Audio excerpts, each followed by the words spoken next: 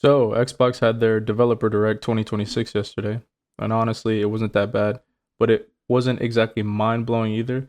There were some solid games shown, a couple that didn't really move me, and one big standout. So, let's break it all down. First up, Forza Horizon 6, made by Playground Games, and this time the location is in Japan. Now, I know a lot of people are hyped about that, but personally, I'm not really interested. The location alone doesn't bring much excitement for me.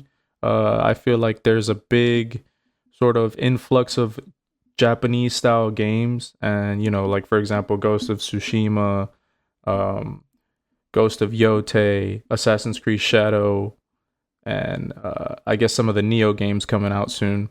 It's just kind of it's kind of overstaying its welcome, but I know there's a big fan base of people that just like Japanese culture and stuff like that. But personally, it's not for me. So the location isn't. They were really pushing the location in the video, and it wasn't moving me in that way. Gameplay wise, it's pretty typical Forza Horizon. You're leveling up your rep and basically getting these bands as you progress through the story. Nothing really new there. They're bringing more than 550 cars, along with the typical body kits, liveries. One thing I will say, in other Forza games that I've experienced, the cars typically feel the same. Not every car feels exactly the same, but certain cars within that class of car feels the same. So, take it how you want it, but it might be the same type of thing. Like number of cars isn't really a big thing. It's just like, oh, hey, we have 550 cars, we're flexing that. It's like, okay, cool. Like, am I gonna drive all of them? Probably not.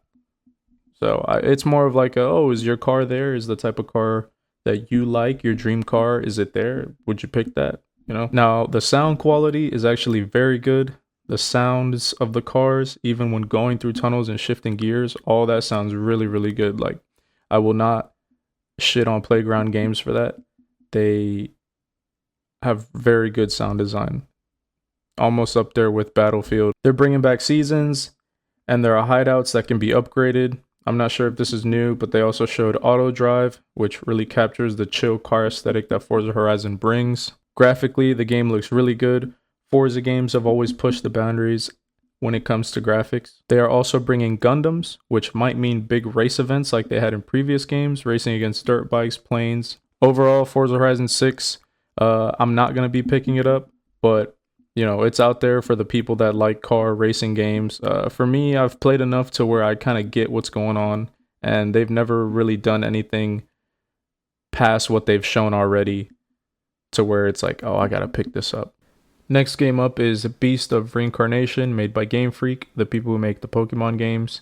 It has a unique art style, and with the kind of creatures this company is used to making, I have no doubt that there'll be some cool creatures or monsters you'll have to fight. The gameplay looks solid, and I don't really like saying this, but at some points it did look similar to a Souls-like. I feel like that's used up a lot these days, especially when it came to the boss fights in some areas. They've got some work to do because the gameplay looked a bit janky in certain parts of the reveal.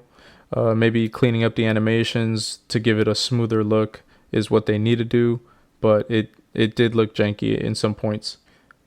As for what the game is about, from what I could tell, it's about some plant lady and a wolf with a tree as a tail going on a quest. Honestly, I don't really know. They probably said it in the reveal, but I was strictly looking at gameplay because that's what I'm interested in. Combat at certain points looked turn-based and has slight elements similar to Claire Obscure's Expedition 33. This one could be fun, and I'm very much interested. I'll be picking it up on PlayStation whenever it releases. Another game they showed was Kiln, made by Double Fine Studios. They made games like Iron Brigade and Stacking. They were classic arcade games on the Xbox 360. Kiln, as they described it, is an online multiplayer party brawler where it looks like you create a pod and play with your friends. This could be a good or bad thing, but the customization looked pretty crazy with everything you could do to the pots. We already know the type of people that are going to be playing and what type of pots they're going to be making. So it's going to be funny to see videos of those when it comes out. The game looks okay, and it's nothing that really piques my interest. It looks like your typical friend slop game that you and the boys play for a day and never touch again. From my impression, it looks like another arcade style game, so I was shocked they gave so much time to this one. like if it's a big release. I could be wrong and the game could be a hit, but personally I'll be skipping this one. I don't really have much else to say about it. Last and final game, the big one, Fable, made by the Playground team, same guys working on Forza Horizon. I don't have much experience with the first two Fable games, but I do remember Fable 3 on the Xbox 360 many years ago. So the rundown for this new Fable game, you're playing as the first hero of Albion, setting on an adventure to save your stone-frozen grandma from a mysterious figure. They showed shots of the lands of Albion, and the game looks very good. There's character customization in the game, including your looks and weapons you can use. There are spells in the game, and the choices you make affect the world. They've expanded on interactions with the AI, just like the old Fable games. Relationships are in the game, and they mentioned there are more than 1,000 unique AI characters, all of which can be interacted with. Now, I don't know how believable that is, so we'll see when the game comes out. The game is very vibrant. Morality is making a return with either good or bad reputation choices. From my understanding, some AI will see your choices differently. They explain that not every person sees things the same way, which could get interesting. I'm definitely interested in this game, and we'll be picking it up whenever it arrives later this year. Overall, Xbox's Developer Direct was not very exciting, but there's a gem in there for gamers of almost all genres.